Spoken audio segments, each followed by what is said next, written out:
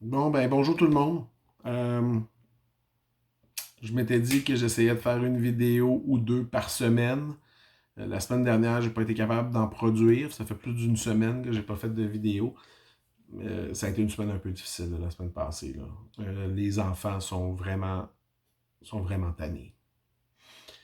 Euh, fait que je vous parlerai pas vraiment de l'actualité, je vais plus vous parler de mon histoire personnelle. C'est rien de particulièrement grave. Je considère que je suis quand même chanceux dans la vie et tout.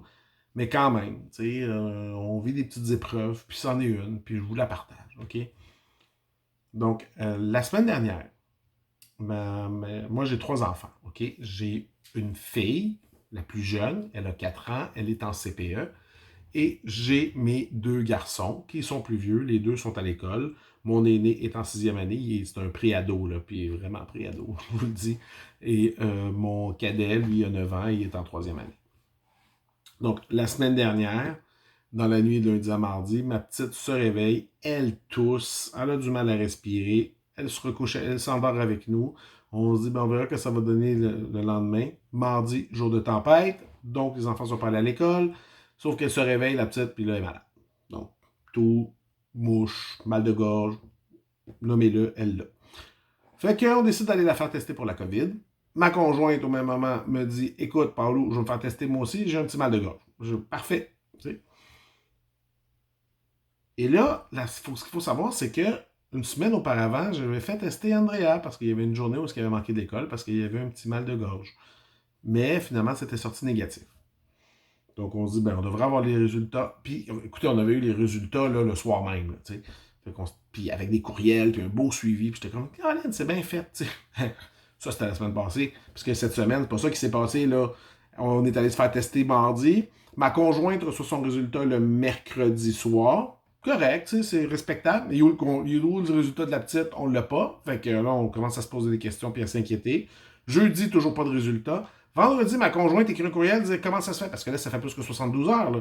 Comment ça se fait qu'on n'a toujours pas reçu le résultat de ma fille? Ah, on n'a jamais eu la réponse du pourquoi, mais là, par exemple, ils nous l'envoient. Ils disent, ah ben voici, c'est ça le résultat de votre fille. Fait que là, ce qu'il faut savoir, c'est que mes deux garçons, ils ont manqué l'école toute la semaine parce qu'il y a quelqu'un quelque part qui n'a pas envoyé le résultat pour ma fille. Parce qu'ils ne peuvent pas aller à l'école quand on est en attente de résultats test COVID. Puis c'est correct comme mesure. Bref. Fait que là, on est là. Fait que c'est pour ça que j'ai pas produit de vidéo la semaine passée, puis que c'était un petit peu dur, OK? Mais comme c'est sorti négatif, vendredi, on se dit, cool, tout le monde va aller à l'école, puis garderie lundi. Les deux garçons sont allés à l'école. Par contre, on a décidé de garder la petite parce qu'elle mouchait encore un peu vraiment sur la fin, mais on s'est dit, bon, ben, on va la garder avec nous, là, tant qu'à faire. Euh, donc, et là, c'est là que ça commence à un peu à dégénérer, je vous dirais, parce que mon garçon, mon cadet, il fait de l'insomnie là, ces temps-ci. Puis moi, je mets ça sous le dos de la crise sanitaire. Là. Il s'endort pas, il a des pensées, il est anxieux, il nous pose des questions avant de s'endormir. Il sait pas, il est pas en train de. Oui, oui, il est difficile à coucher et tout, mais là, il est dans son lit, puis c'est vraiment que tu vois qu'il essaie de s'endormir, puis qu'il tourne. Là. Il dort pas, il s'endort pas, puis c'est difficile pour lui. Fait que, il nous fait une nuit quasiment d'insomnie. Il a dormi 6 heures peut-être, de la nuit de dimanche à lundi. Fait que, bon, on l'envoie quand même à l'école le lundi. Mais il nous refait le même coup de la nuit de lundi à mardi. Fait que là, on décide de ne pas l'envoyer à l'école le mardi matin parce qu'en disant, regarde, il faut qu'il dorme, il faut qu'il se repose. C'est pas évident, là. On se disait, au pire, on l'enverra en après-midi, t'sais. Sauf qu'il se réveille mardi, puis devinez quoi? Ben, il a mal à la gorge. Ben, c'est sûr, elle vient de passer une semaine avec sa sœur. Sa sœur est sur la fin de son rhume. Euh, Elle l'a donné à son frère. On n'est pas sorti là. On n'est pas allé faire le party. On n'a rencontré personne. On est à peine allé marcher à l'extérieur. Puis c'est tout là. Même, je veux dire, on a vu personne. On est entre nous. Donc le rhume, le petit mal de gorge comme mon cadet, c'est le mal de gorge qui lui a été donné par sa sœur. Tu sais. Fait que mardi, après qu'il se soit réveillé, j'appelle l'école, puis tu sais, ils sont corrects, là. Raphaël, mon plus vieux, est à l'école, lui, il n'y avait pas de problème. Euh,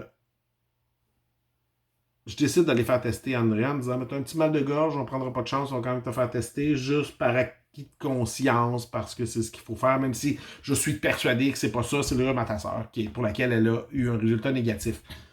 Sauf que j'arrive là, puis la personne en arrière de moi, pas de masque. On est dans la file à l'extérieur, là. La personne en arrière de moi, pas de masque. Puis la personne avant de moi, à 4 mètres devant moi, parce que vraiment, je sais pas, j'avais un mauvais pressentiment, j'ai vraiment gardé une grosse distance, se met à tousser. Puis là, je fais comme, mais c'est pas vrai que je vais aller attraper la COVID en allant me faire dépister, tu sais. Fait que j'ai fait, sais-tu quoi, fiston? On va s'en aller, puis on verra, tu sais.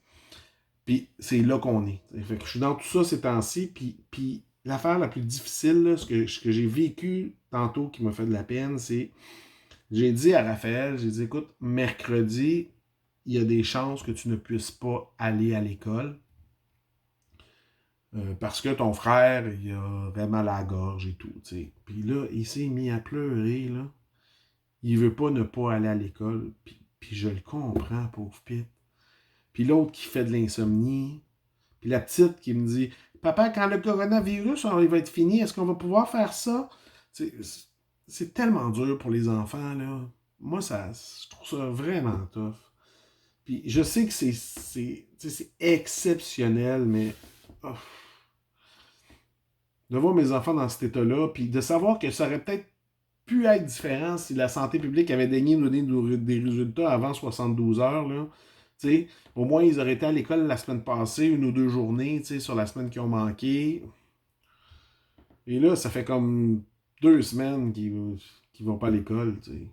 Ou ils sont allés à l'école lundi. Fait que c'est ça. C'est pas la fin du monde. J'ai une belle vie, mais c'est pas facile pour eux pareil. T'sais. Puis ça me fait de quoi? Fait que c'est là que je suis. Puis c'est pour ça que j'ai pas fait de vidéo. Puis là, je vais essayer de vous en pitcher une autre bientôt sur l'actualité, parce qu'il y a bien des choses à dire sur l'actualité, mais là, je n'étais pas outillé pour commenter l'actualité de manière intelligente. Donc voilà. Ben, je vous remercie pour votre écoute, puis j'espère que vous avez apprécié.